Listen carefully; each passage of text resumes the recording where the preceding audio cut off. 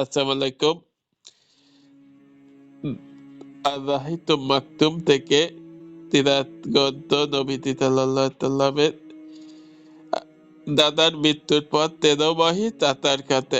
আবু তালিব তৃতীয় ভ্রাতৃপুত্রের এর দিকে পূর্ণ মনোযোগ দিলেন, তাকে দিনের সন্তানদের তাকে বিলিয়ে দিলেন, বরং তাদের স্নেহ অগ্রাধিকার দিলেন, তাকে বিশেষ ইজ্জত ও সম্মান আর স্নেহের দৃষ্টিতে দেখতে লাগলেন। এভাবেই জীবনের প্রায় 40টি বছর পরেও 40টি বছরেরও অধিক সময় তাহার সঙ্গে ছায়ার মতো লেগে রইলেন।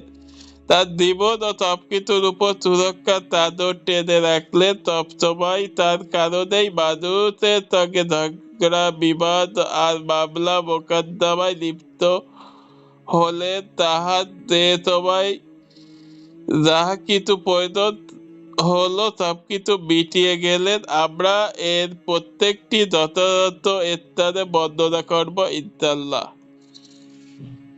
তার চেহারার ওসিলা দিয়ে বৃষ্টির প্রার্থনা। ইবনে আসাকির রাহমান বিন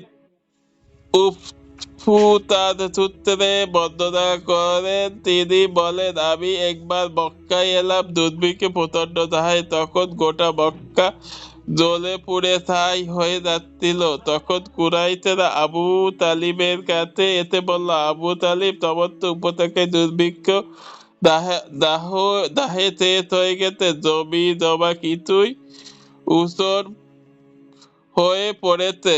দয়া করে কাবায় যাও, আল্লাহর কাছে বৃষ্টি প্রার্থনা করো। আবু তালিব বালক মোহাম্মদকে সঙ্গে নিয়ে বের হলেন। তিনি ছিলেন তখন ছায়া ঢাকা দিনমণি।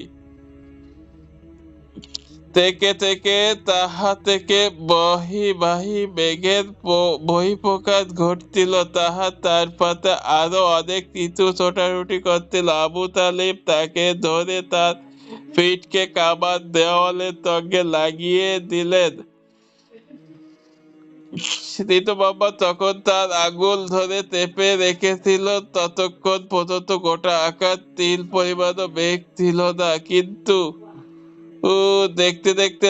দেখতে না দেখতেই চতুর্দিক থেকে মেঘ এসে পড়ে গেল। শুরু হলো তুমুল বৃষ্টিপাত। মক্কা পাহাড়ি উপত্যকাগুলো ঢল নামলো। শহর ও গ্রামীণ পরিবেশ বৃষ্টি স্নিগ্ধ পরশে এতে সবুজ শ্যামল হয়ে উঠল। এদিকে ইঙ্গিত করেই পরবর্তী সময় আবু তালিব একদিন বলেছিলেন, তিনি খুব সুরত পুরুষ, তার চেহারা দ্বারা বৃষ্টি প্রার্থনা করা হয়, ইয়াতীমদের আশ্রয়স্থল ও বিধবাদের মুহাফিজ।